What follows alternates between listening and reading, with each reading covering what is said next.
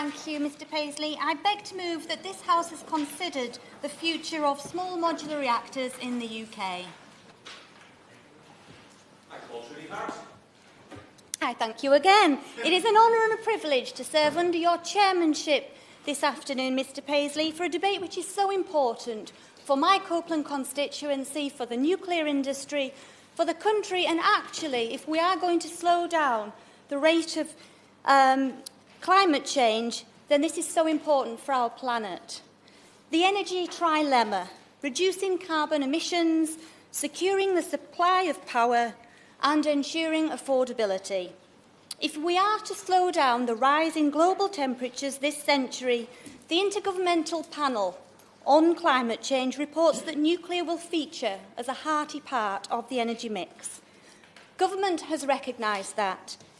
It is this government which is investing in nuclear new build.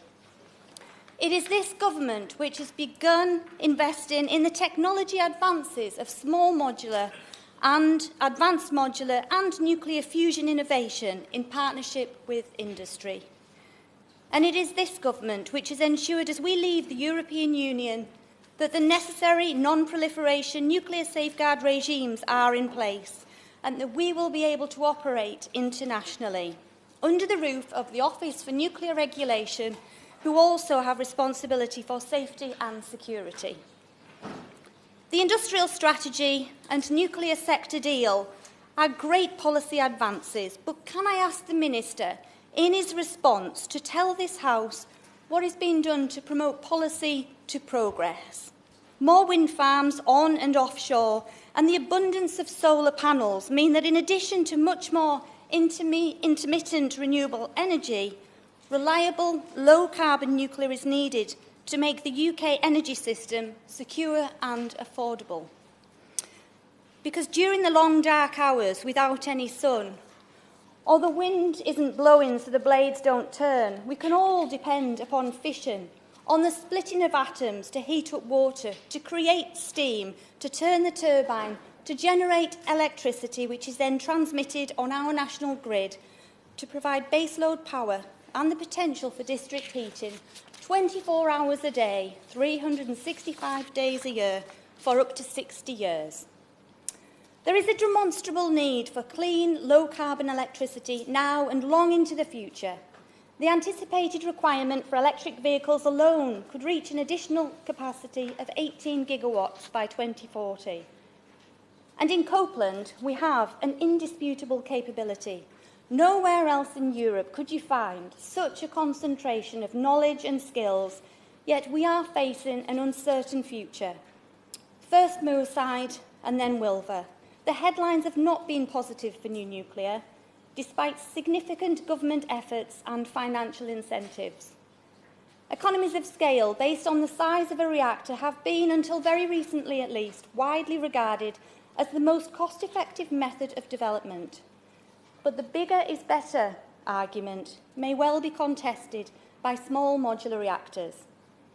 Calder Hall, which began construction in 1953 in my Copeland constituency, generated electricity from 1956. It was opened by the Queen in 1957 and consisted of 4 50-megawatt Magnox reactors, which transmitted electricity onto the national grid for 47 years until 2003. Today, we are desperately fighting to get a whopping 3.4 gigawatt power station over the line. Moorside, the proposed new Generation 3 nuclear power station to be built adjacent to the Sellafield site, has been beset by a range of ongoing problems over many years. Following on from Fukushima, the increased cost of engineering means that nuclear is getting more expensive. The return on investment is becoming prohibitively difficult to predict, and the availability of companies capable of constructing large-scale gigawatt-plus reactors is limited. There are very sadly no large-scale British civil nuclear companies operating today. To be clear, the development of small modular reactors is not in competition with large gigawatt reactors. Small reactors have a complementary role in contributing to the energy mix. But economies of scale, by building multiple reactors, many more small modular reactors, could be the key to our energy future. The government's nuclear sector deal aims for a 30% reduction in the cost of new build, advocating the merits of a fleet build approach. The reduced cost, repetitive formula, standardised modular method of construction has yet to be rolled out in the civil nuclear industry, but this approach has transformed the car and aerospace industries. As we look for ways to secure the necessary resurgence of nuclear power, Mr Paisley, I would like to ask the Minister if it is indeed time to do the same for our energy sector. Small modular reactors up to 440 megawatts in size, with a diverse range of different technologies, are currently being researched and developed across the UK, thanks in part to government funding. Of course, small nuclear reactors are nothing new. For 50 years, our Royal Navy's continuous at-sea deterrent have been reliably dependent upon a mini light water reactor to keep them powered for years at a time without the need for refuelling. A fact which the Honourable Member for Barrow-in-Furness celebrates well and often in this place. Rolls-Royce have mastered the art of small space engineering and are now one of many companies developing their technology on a slight... I will give way. I thank my right honourable friend and congratulate her on securing this debate. Would she agree that there are companies like Goodwin's International, which the Minister has visited in my constituency, that could really help towards this? They've already been working on the defence industry, as you've referred to, and could really help to commercialise SMRs in this country. I would absolutely agree. It would be no surprise that I would commend Goodwin's International for the work that they do in the defence industry. And this is what it's all about. It's ensuring that British companies can contribute and benefit, companies in the supply chain who provide components and, most importantly, provide jobs and apprenticeships. 125 new apprenticeships, I understand, coming from Goodwin's and many more in the future. I will give way. I'm grateful to my honourable friend for giving way, and can I congratulate her on securing this debate, which isn't just important for our country, but clearly our county as well. She talks about the private sector.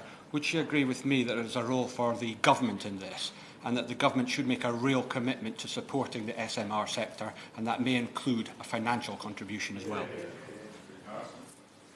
I thank my honourable friend for that very important reminder that we cannot do this without government support. We have the capability, we have the demonstrable need, and we have the industry desperate to be part of the solution, but we must have government's financial policy and industrial support to take this forward. From light water reactors to heavy water reactors, molten salt to sodium cooled, the innovation in fission technology is most certainly alive and kicking. And some of our greatest, most innovative companies are now interested in building small reactors in the UK. Moltex, Atkins, NewScale, EDF, DBD, U Battery Developments, Westinghouse, Sheffield Forgemasters and Rolls-Royce, these companies and hundreds of others like Goodwin's are involved with their supply chains, now need our political, our financial and our industrial support. Today, there are around 50 civil small modular reactors at various stages of research and development across the world. Fleet build is widely anticipated to bring a swifter return on investment, with lower barriers to entry and standardisation. Mr Paisley, as politicians, it is surely our job to ensure that policy takes possibility towards probability. Constructing single or incremental small modular reactors on nuclear licensed sites where the existing industrial power requirement is currently dependent on fossil fuel is surely a credible, sensible and more sustainable way to power the UK and beyond. There is one such location on the outskirts of the Sellafield site in Copeland called Fellside. Fellside is a combined heat and power plant with a capability of around about 170 megawatts, but it's due to come out of service later this year. Fellside is out with the nuclear licence site boundary, but it has the benefit of the Civil Nuclear Constabulary for security and obviously has a huge adjacent industrial power requirement, which is currently dependent on gas. Will the Minister consider Fellside as a suitable, if not perfect, site for a future small modular reactor and value the huge potential for further advanced manufacturing facilities in Copeland? This isn't just about being first, although we do have an impressive track record of firsts. The first civil nuclear reactor, the first Magnox reprocessing plant, the first thermal oxide reprocessing plant. In the words of my Prospect Union rep, with the most experienced workforce in the nuclear industry, West Cumbrians do it best. And we want to keep doing it, Mr Paisley. I hope the Minister can tell me and other members in this debate who share my passion for nuclear how his department can create the right market conditions to enable developers to bring new reactors to the market and to create national and international markets. Grasping the opportunity to meet our domestic power requirements, capitalising on the early adopter benefits of a multi-billion global export market whilst tackling the energy trilemma of security, affordability and environmental sustainability will mean that Cumbria continues to be the centre of nuclear excellence. Mr Paisley, it's not rocket science, although we do a bit of that at the National Nuclear Laboratory. It's a case of multiples. The more we build, the cheaper they get. Many of the 15 UK's nuclear reactors will come to the end of their long-serving lives by 2030, leaving us perilously vulnerable and dependent on fossil fuels. We must get serious about meeting the world need for affordable and reliable electricity while slowing down global warming before it's too late. Thank you once again, Mr Paisley. You have listened most intently. I look forward to a robust debate and the Minister's considered responses to the points I have raised and no doubt other members will raise in the debate. Thank you. Thank you.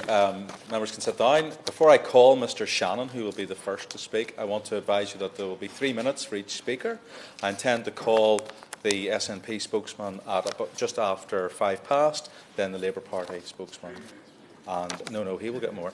And the Minister may only get 3 minutes on that basis, and then the Minister at 20 past. So I call, first of all, I should say, the question is that this House has considered small modular reactors. I call Mr Jim Shannon. Thank you, Mr Paisley. It's a pleasure to speak on this. First of all, can I congratulate the Honourable Lady for Copeland for bringing it forward and for so passionately putting forward her case for her own constituency. And even, he did mention that the Chair was listening intently, but he always does. That was never in doubt in relation to him.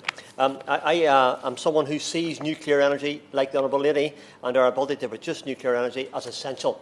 Let's do it. I've always supported it. I've always been a supporter when I was in the local council many years ago, and also through the Northern Ireland Assembly.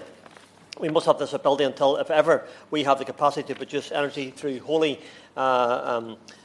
renewable energy in a reliable and consistent manner. We must have the ability to secure our energy until that stage comes.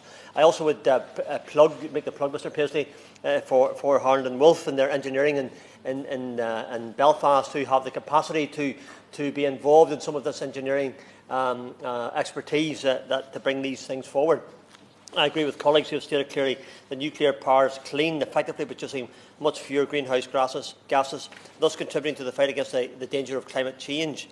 It is accepted that nuclear production does not directly produce sulphur dioxide, nitrogen oxides, mercury or other pollutants associated with the combustion of fossil fuels, and therefore it is so important that we use this form of energy. With this as my beginning point, and this race to the end of my speech, it won't be difficult to see where I will be going with these brief comments. We all know the UK has 15 existing reactors, generating some 21% of electricity, 13 others at various stages of planning. I'm thankful that government has announced initiatives and funding for advanced reactors, some £250 million for development. And there's currently support for nuclear power, as seen in the industrial strategy, as well as specific funding elsewhere. I would certainly be supportive of government strategy regarding the regulatory asset base model, which regulates a rate of return for investors during a power plant's construction. I read the interesting article by the Royal Society of Chemistry, which highlighted that it's more attractive to do a greater pool of investors. The cost of capital associated with it is lower, and it reduces the financial risk for investors as an added benefit for the government. Such a package could allow the state to negotiate a lower electricity strike price, as the investor will take on less capital risk. I think that's very positive, and I look to the Minister to respond to that whenever he does so at the end. Of course, the question is raised as to why this forum is limited to nuclear energy, when this could be used to keep all industry prices down. It's another debate for another day, I understand that, but for the debate today is quite clear. Nuclear power, I support a small nuclear modular reactors. I support that as well. We need this form of energy for the foreseeable future. We need to secure it, and we need to find a way forward, and I support government in their attempts to do this. And again, congratulate the Honourable Lady in bringing it forward, and thereby giving us all a chance to participate and contribute to this debate. Thank you. Robert Goodwill. Thank you very much indeed. Thank you very much indeed, Mr. Paisley. And it's a pleasure to speak in this particular debate. Could I first declare an interest, as my eldest son is part of the team at Rolls-Royce that look after the reactors in the Astute-class submarines that have been so reliable and keep us safe. I think, as we've heard, large nuclear reactors over 1 gigawatt are proving very hard to deliver, not only in this country but worldwide. And it may be that small modular reactors may be part of the answer. And I think it's true that nuclear is the safest and also the greenest way to generate electricity. Nuclear delivers for the environment, which is why I'm so astounded that Green parties around the world are campaigning against nuclear energy. Indeed, in Germany, the Green coalition was forced upon the government at the time to abandon their nuclear generation. Indeed, they were trying to prevent the Czechs with their Temelin plant generating there. And I saw a very interesting interview on YouTube the other day of President Putin, who was complaining that the Germans were angry that they were reliant so much on Russian gas. And he said, well, what do they expect? They've abandoned their nuclear stations. They're abandoning their brown coal stations. What do they expect to burn? Firewood? And then he turned in a rather sinister way and said, we have a lot of firewood in Siberia. But, coal is a very dangerous fuel to burn.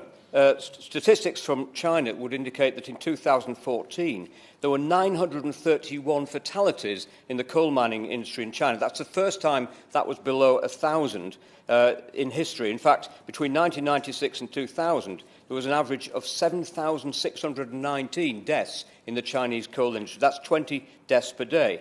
And, of course, when you burn coal, that has an effect on air quality. Indeed, nuclear, the statistics I saw indicate that 440 times fewer deaths per unit generated than brown coal. And in terms of climate change, nuclear is 83 times less likely to produce CO2 than coal. So, nuclear is the answer to air quality. Nuclear is the answer to the issue of climate change. And indeed, the other renewables are not actually in the clear either. If you look at deaths from PV solar panels on rooftops, they're 16 times more dangerous than nuclear. People do fall off roofs. And wind generation, particularly out at sea, are 4 times more dangerous. But, of course, when this issue is raised, they trot out Chernobyl. And I think we need to make it clear we've learnt lessons from Chernobyl. I've been to the Chernobyl plant, and that was not the sort of plant, I had a Lada car once. It's not the same as a Rolls-Royce. We've seen 17,000 cumulative reactor years in 33 countries in the nuclear industry. And I think if we can build in some passive features as well, I think we have a great future. And actually, the UK can once again be a world leader in nuclear technology. Thank you.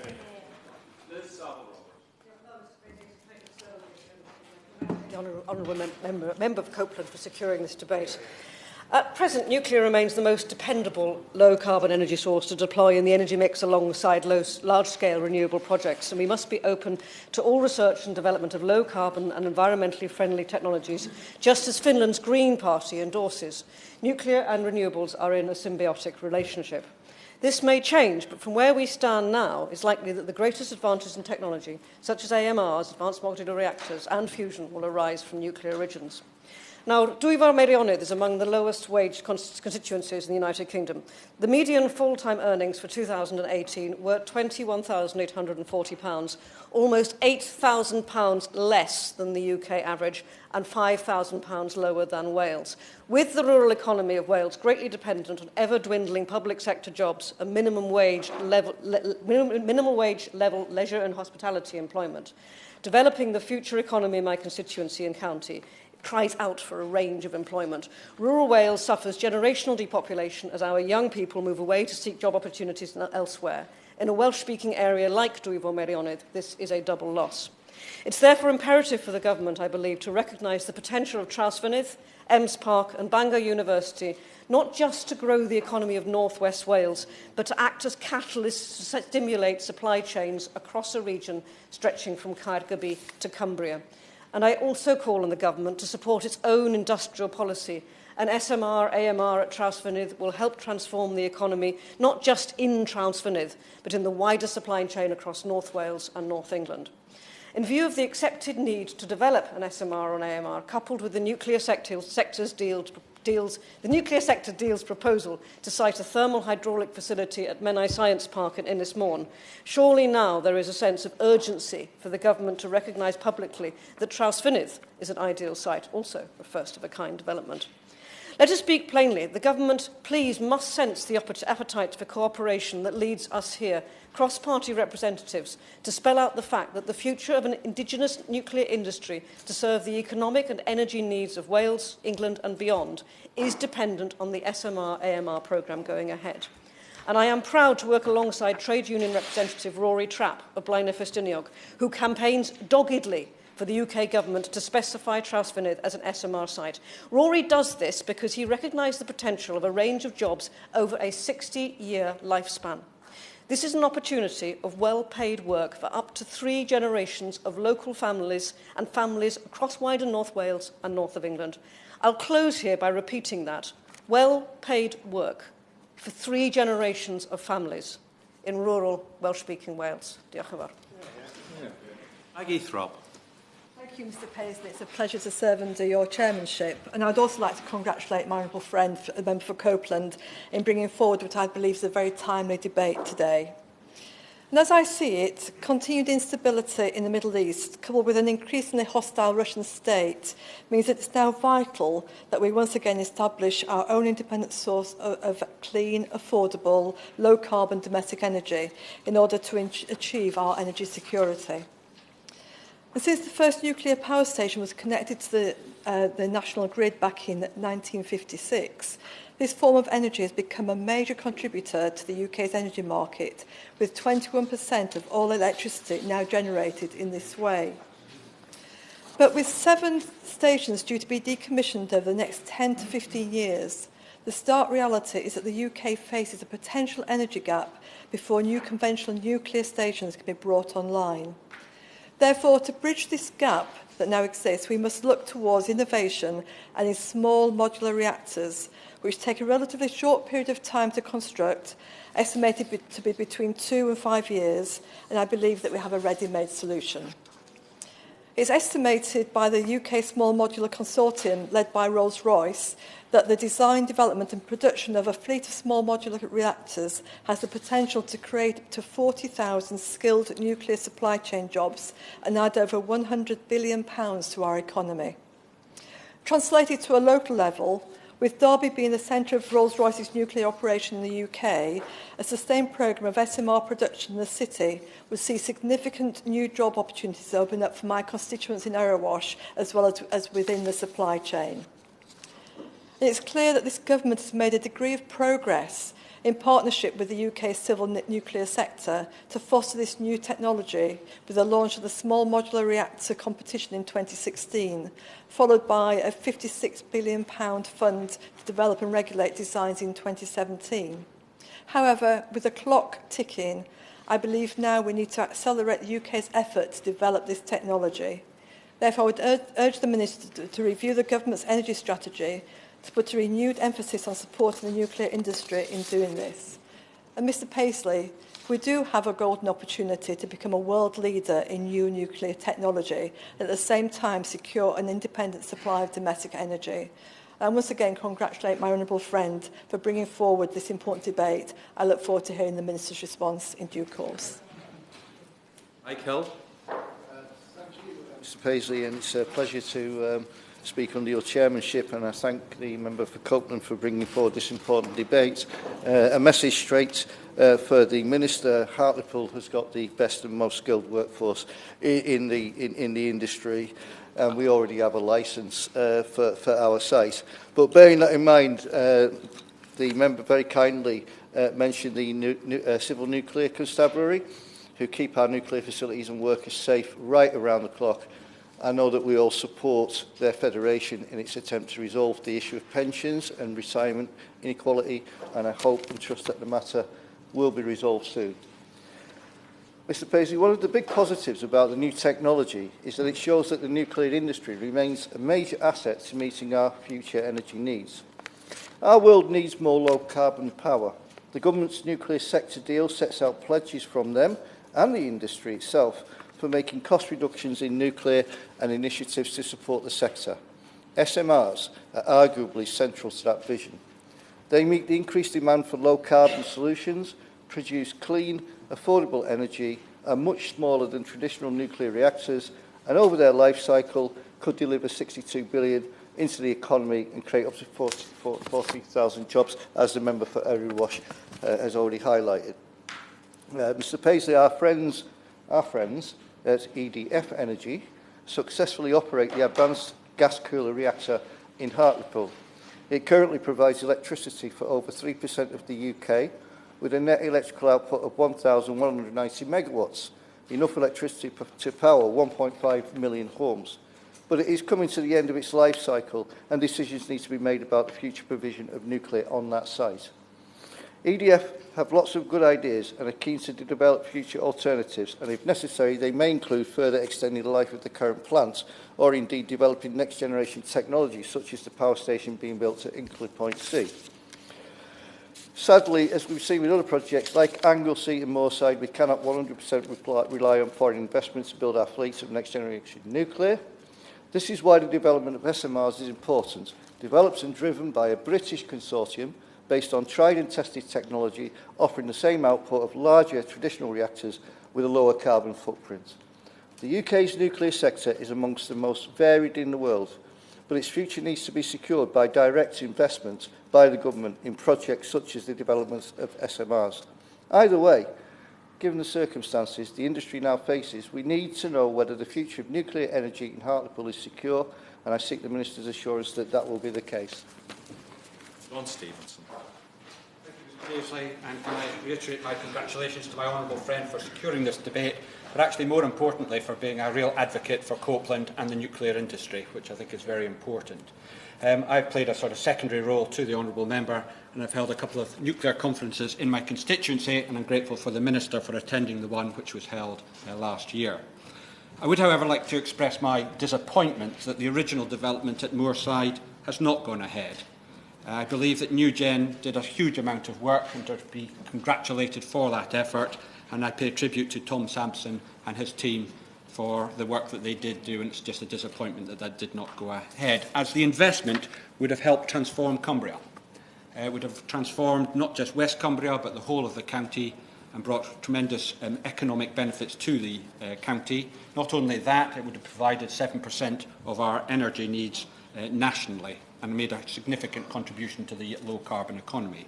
And therefore, my general observation that I'd make today is that I believe the government could and should take a proactive interest in the nuclear industry, and that should involve direct investment in it. But nevertheless, Moorside has not happened, and therefore I would look to what the Cumbrian strengths are and how they can be used with the future, particularly with regards to the possibilities of MSRs.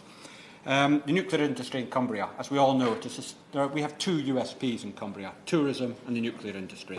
Huge number employed, 10,000 plus at Sellafield, NNL, LLWR, highly skilled supply chain. The impact on the area is very significant. Employment, apprentices, graduates, research, the skills that we have.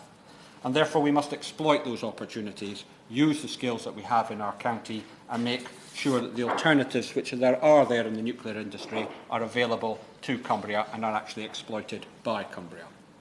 I've talked about the local interest, and as I say, there is also the national interest. We're moving to a low-carbon economy, a low-carbon world. How is this to be achieved? Partly, undoubtedly, renewables are a significant aspect to that, and I'm a big supporter of solar. But nuclear clearly has its place in the energy mix.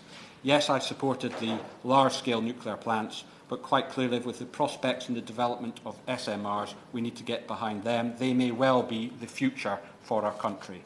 They offer greater flexibility, many commercial opportunities, and a real chance for the UK to rediscover its nuclear development expertise. And if we are to do that, I believe that Cumbria is going to be central to that. As I've already said, we have the skills and the expertise, we have the research facilities, we have the land, but probably most importantly of all, we actually have a population that supports the nuclear industry, and they want to get behind it for the interests of Cumbria and our national economy. Albert Owen. Thank you very much, Mr. Paisley. Can I congratulate the Honourable Lady for Copeland for securing this and welcome the Minister back to his place, because I know he's been a strong supporter of nuclear and he's been very helpful to me and others in the difficult time with the suspension of the Wilbur project, which has been a huge blow to the whole of North Wales, but also to the nuclear sector deal. And I want to be positive in my speech today. I'm a pro-nuclear, pro-renewables, pro-energy efficient Member of Parliament, and I think we need to have all them in the energy mix. And I want us to go forward. And I share the frustration of the Member for Copeland about turning policy into action, because my honourable friend, the Member for Southampton Test, and I were on the old DEC Select Committee arguing for SMRs some 8 years ago, and we wanted to see that moving forward, and we visited many places in the United Kingdom where we have the resource, the skill base and the technology that can go forward and develop into making SMRs a reality. The Wilver site is, by objective people, the best development site in the United Kingdom, and I want to see it going forward with Hitachi, but I want to see nuclear skills being developed in the interim period as well. And we have a consortium being set up, as the honourable members from Cumbria will know, between Cumbria and North Wales, working together of the North West Nuclear Arc to bring together the skill providers, to bring together the nuclear industry, host communities, so that we can develop that skill base going forward. Now, I want to, in the short time that I have, ask the Minister genuinely whether this energy white paper that's coming forward can help SMRs as well as helping large-scale nuclear going forward, because these large projects have failed when they are private sector led, and we need a proper funding formula to ensure that our energy projects are developed here in this country. And the advantage of having, as a member for Hartlepool said, of having the SMRs developed in this country is that the domestic supply base can be in this country, and we can rely on British innovation to make this happen, and not totally reliant on some foreign countries investing in our nuclear sector. So I want to say to him that I will volunteer to be on that energy bill when it comes forward, because I want this to work. I want the new formula that he is proposing, the RAB formula, to be flexible enough so that all technologies can benefit from it, because I want success in this country. As the Honourable Lady for Copeland said, that Britain has a proud record of pioneering nuclear energy. This is the next generation. We've got to get the formula right. We've got to get government support. I'm in favour of more and more government support, because this is long-termism. And if we're going to meet our low-carbon emissions of the future, we've got to invest now, and government has to take a lead. Sean Woodcock. Thank you, Mr. Paisley. It's great to see you in the chair. Congratulations to the honourable member, my neighbour, member for Copeland, for securing this debate and for keeping up her championing of the industry. It's great to work with her on that. It's really good to see the Minister in his place. There had been some doubts this time last week, and it's probably a good job that this debate is happening this week, given everything else that is happening. And let me endorse everything that has been said about small modular reactors, and absolutely Fellside ought to be, right up there at the very forefront, a pathfinder for SMRs in this country. But I'm going to use this brief time to say, yes, they are absolutely necessary, but they can never on their own be sufficient to solve the huge energy gap which is now opening up in our future.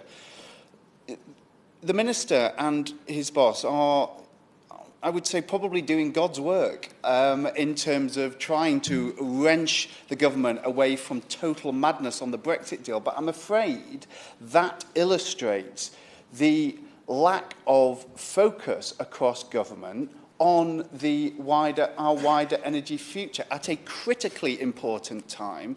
You have got the crisis that is derailing the Moorside deal. Wilver in a very difficult patch. Where is our energy going to come from? We do not know what our relationships are going to be with other energy-producing nations in 10, 20, 30 months' time. Never mind 10, 20, 30 years. We have got to secure Britain's future by securing our energy. And the only reliable way to do that is through UK nuclear energy.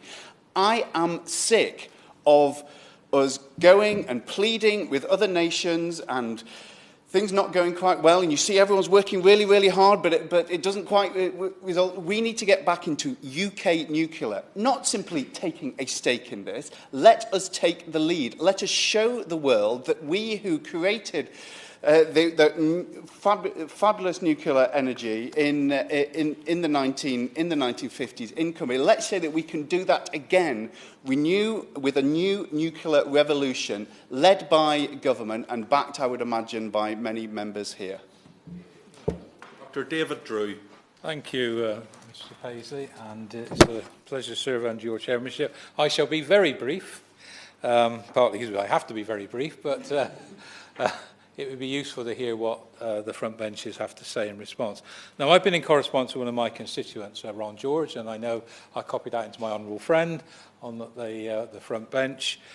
He's a great supporter of the molten salts reactor and has looked at the 3 different reactor models that are possible. So I just want to use my time asking the Minister, if he can reply when he sums up, to look at some of the issues he's raised with me. And it largely relates to a letter he received from BES in August 2017. And it really is about the process, about deciding which is an appropriate reactor design to take forward. So at the stage of March 2016, the government did launch the SMR competition to look at what was out there in the marketplace. And there were over 30 entrants who responded. And last year, the government took forward, as a result of that, or rather 2018, the government took forward with those eligible participants the opportunity for them to make presentations and so on. I mean, my first question is, where's that got to? And then it was supposedly going to result in a techno-economic assessment of SMRs. Has the government now published the protocol for that?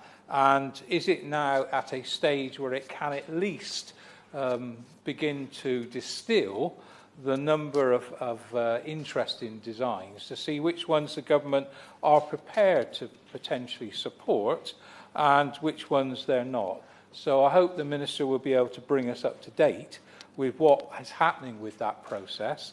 Is it one that is now yielding some definite outcomes, and is it possible we could know, is there a preferred design of these SMRs that the government is looking towards?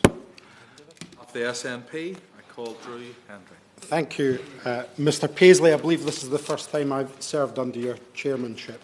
And can I congratulate the Honourable Member for Copeland for securing this debate.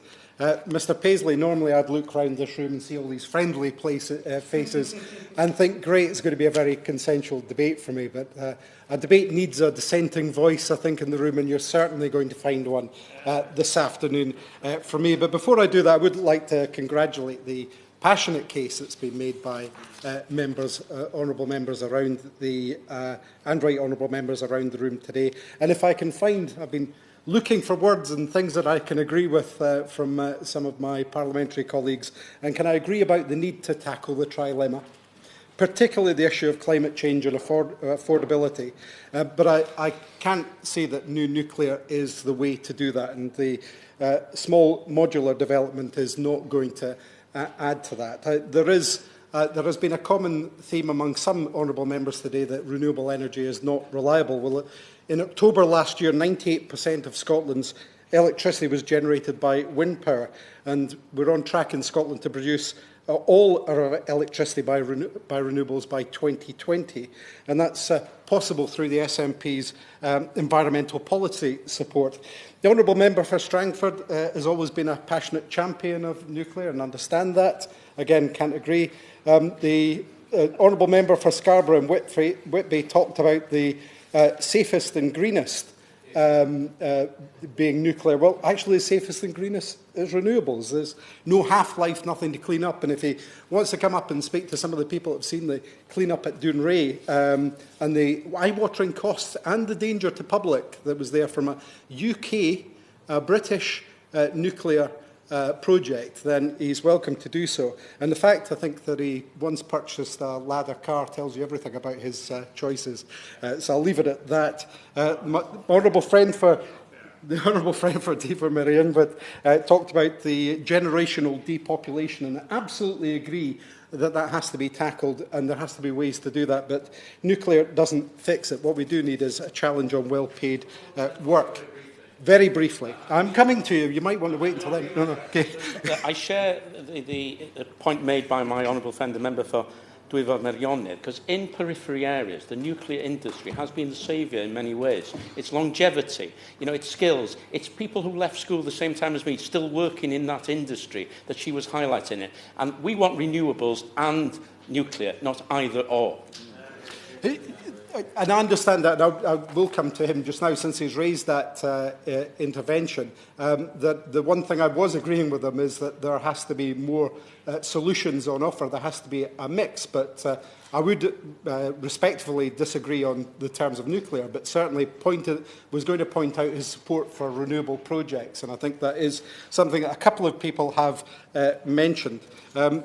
I will not use my time by going through every member, but there were passionate cases made by the Honourable Member for Barrow and Furness, and who incidentally made the Minister something of a deity, I think, saying he was doing the Lord's work. Well, I'm not sure which Lord, but we'll come back to that. The Honourable Member for Stroud talked about the SMR competition, and there is a warning for competitions from this UK government, and that can be found in Peterhead, where the carbon capture and storage competition was launched, and £100 million was spent on that before the £1 billion. The Minister's trying to wave me away from that, but the people in Peterhead won't forget the betrayal of this UK government in terms of that, the cancellation of that carbon capture project, which could have actually given the UK a 5-year by now lead on carbon capture and storage. That's all gone. Mr Paisley, I'm not going to give way because I'm aware that both front benches have to get in it and I have to restrict my comments, but I will say that the first SMR is not due for 10 years. Costs are uncertain. There's probably going to be limited access to sites and planning delays and rising costs. This UK government has pursued costly, dangerous nuclear energy over cheap renewables out of misplaced ideology. We've seen delays, as we've heard, to Wivla, the collapse of Woodside, and that is the pursuit of ideology over pragmatism, and it doesn't work. And it leaves the government letting people down. The UK government is already spending vast amounts on nuclear schemes which have safety concerns. It was about to lend £15 billion to Hitachi in Wales for Wilva before this collapsed, because even that wasn't enough money. There's a £30 billion cost to the public sector on Hinkley Point C, and the Minister will argue that's not the case, but actually that strike price actually amounts to the cost the public will be paying over the period of that time to cover the costs of delays and complications and overspends and upfront costs. And that's from the National Audit Office, not from me. The fact is that there is a very good future in renewable energies.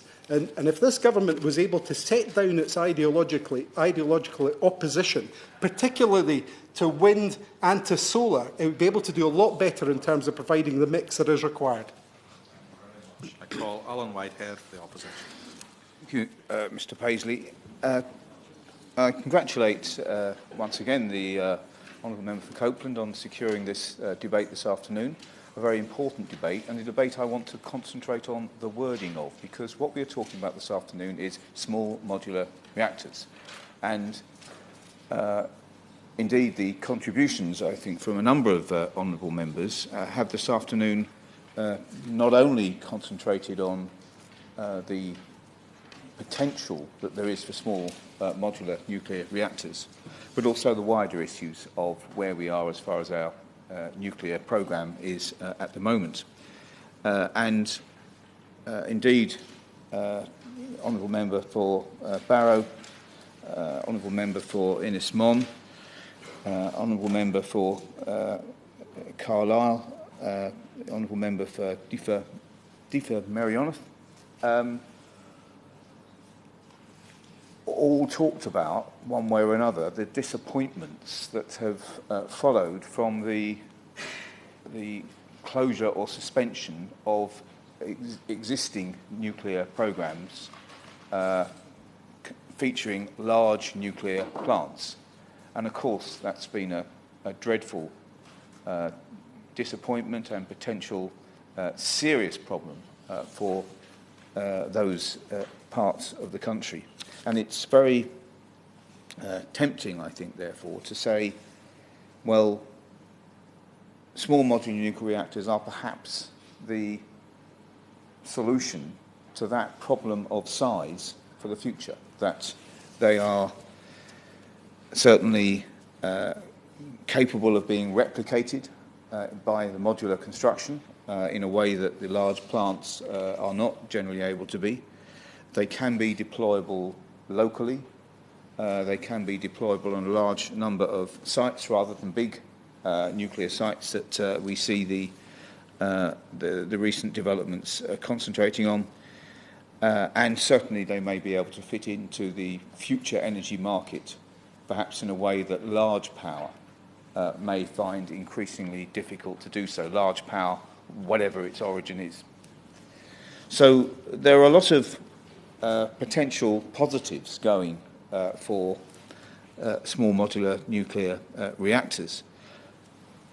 I would say, however, providing that those small modular nuclear reactors can actually do better cost-wise than the nuclear reactors that we've seen in front of us at the moment. And what I have to say concerns me about some of the early information coming forward about small modular nuclear reactors is it doesn't appear at present that they're likely to be any cheaper than existing nuclear reactors. And I refer to a 2016 report commissioned by the government about the likely cost that small modular nuclear reactors would come in at, and that projected that the initial cost would be 30% higher than existing nuclear plants. Now, certainly the learning curve that would go with the modularisation of those reactors, I'm talking here of first of a kind, would mean probably that within perhaps 10 years, with the deployment of a fair number of such plants, then those costs could be level with present nuclear plants, and that is what is projected by this particular research project, as I say, on behalf of the government.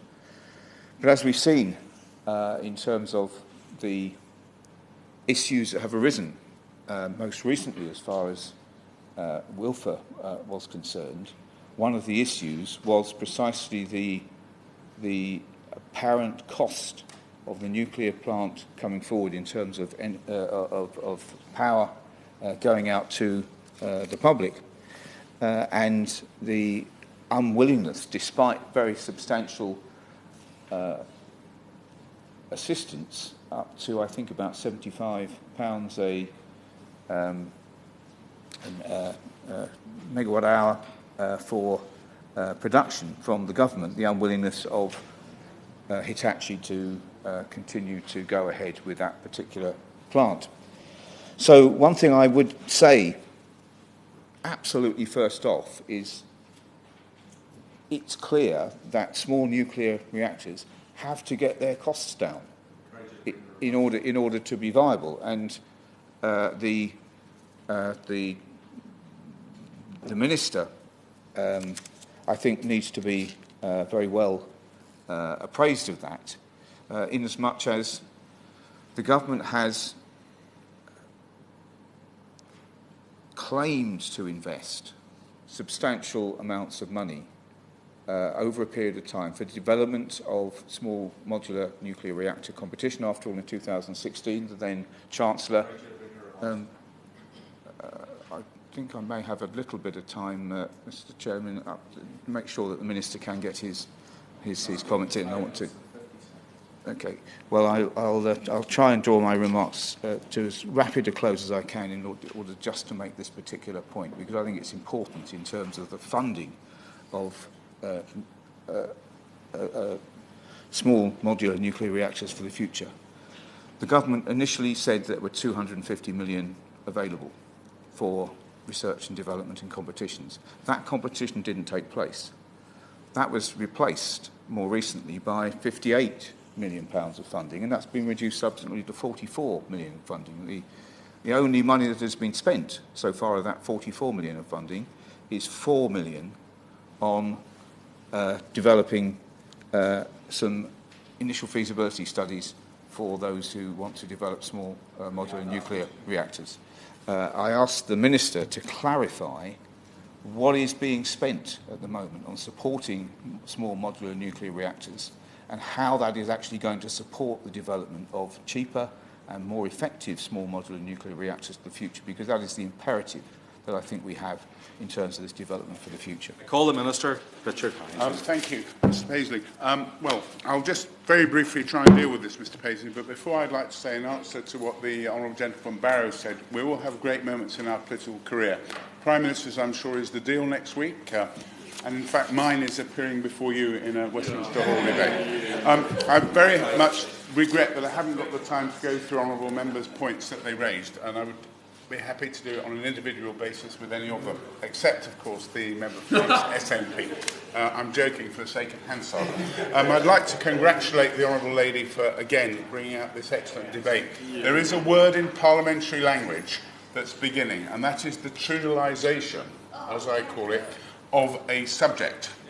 And she has trudalised, as I call it, the whole debate for small modular reactors. Mr Paisley, please bear with me, but I would like to say that the development of small modular reactors is very much at the core, if you'll excuse the pun, of government strategy now for nuclear, the development of nuclear power, which we know is an important part of the mix. And we are supporting, I'd like to answer in detail the Shadow Minister's points about money, but I haven't the time to go into that detail. Suffice to say that we are considering a consortium bid, which Rolls-Royce are at the centre of, but there are many other companies involved in it.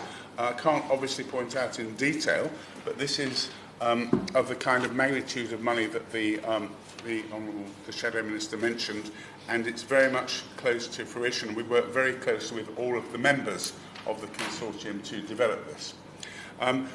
The good thing about this debate, Mr Paisley, is that every single member here, bar one, was very much in favour of the development of nuclear energy and our sector deal and everything that we're trying to do to bring nuclear for it to remain an important part of our mix for security reasons. The point was made about how excellent offshore wind is, onshore wind is, all sorts of wind is, but the wind does not blow all the time. For that reason. Secondly, for the green energy point of view, for developing a significant amount of carbon-free power, and my honourable friend from Whitby and Scarborough, or Scarborough and Whitby, brought the point forward about him quoting President Putin and countries which have tried to have basically no nuclear, no coal. Well, what are they going to do? And we will not put ourselves in that position.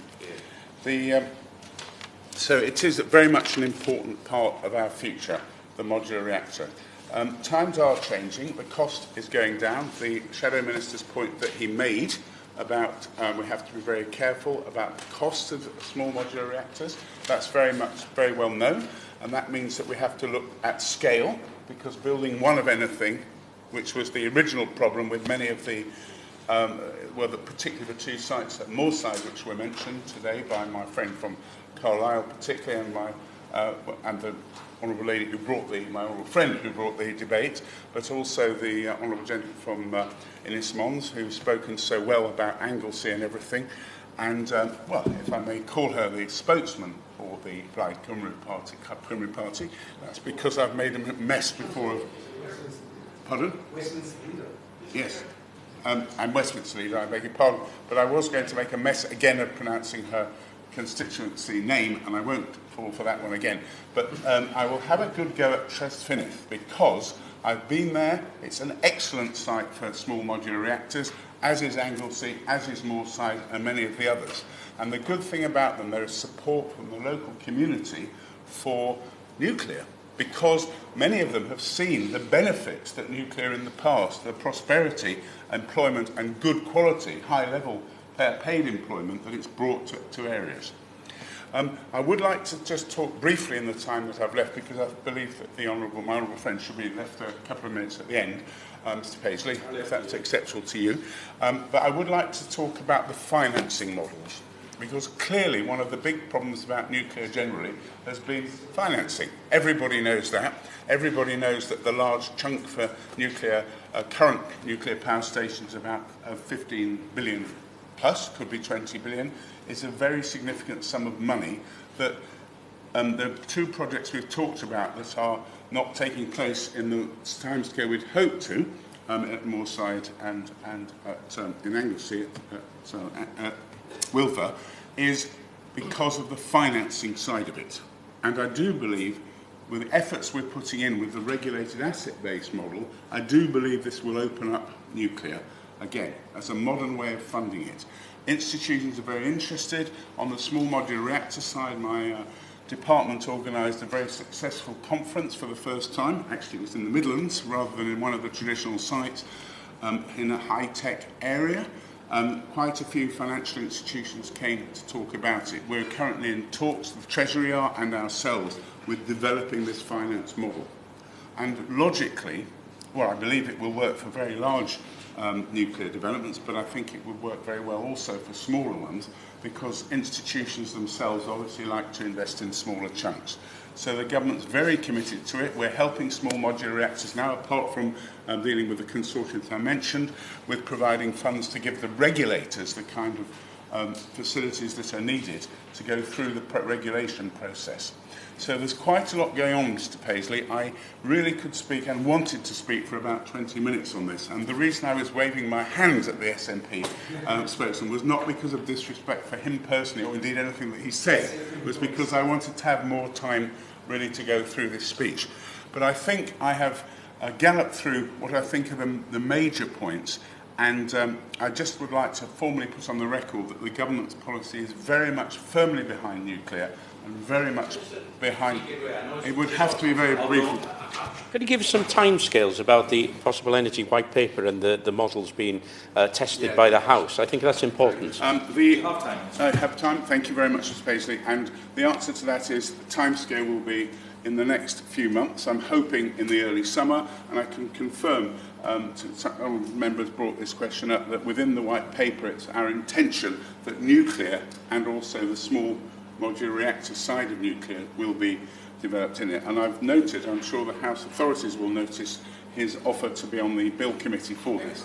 It's a little presumptive, but presumptuous, if I may say, but I hope that it can be. I hope that it can be. So, Mr Paisley, I will close my remarks there to give my honourable friend from Copeland, who really deserves the last word on this very important debate. Thank you, Minister. I call Trudy Harrison We. I thank the Minister for his remarks and for his ongoing support for our nuclear industry. That is absolutely clear and welcome to me, and I think the overwhelming majority of most members and right honourable members in this room. And I would like to thank all of you. I don't have time to list you all, but your contributions have been absolutely fabulous. However, I cannot let the SNP member get away with the strike price comparison around £57.50 is not a fair comparison, because it does not build into the cost of storage. And if we're looking at any potential for more renewable energy, that cost of storage must be built into the factor, and my understanding is that that would be 600 times what we have today. I should declare an interest, perhaps because My second daughter is a degree apprentice with an electrical design company, akin MPThe, who work across nuclear, wind and solar panels, and she tells me that it would be about 8 times the cost of a diverse energy mix, including nuclear. So it's a very unfair comparison to base the current strike price of £57.50 against the nuclear strike price. Aside of that matter, again, thank you very much. I think the support for nuclear is incredibly strong, and we can look forward to a very prosperous future for the nuclear industry. The question is that this House has considered small modular reactors. As many as are of the opinion say aye, and the contrary no. The ayes have it. The ayes have it. This order. This sitting stands adjourned.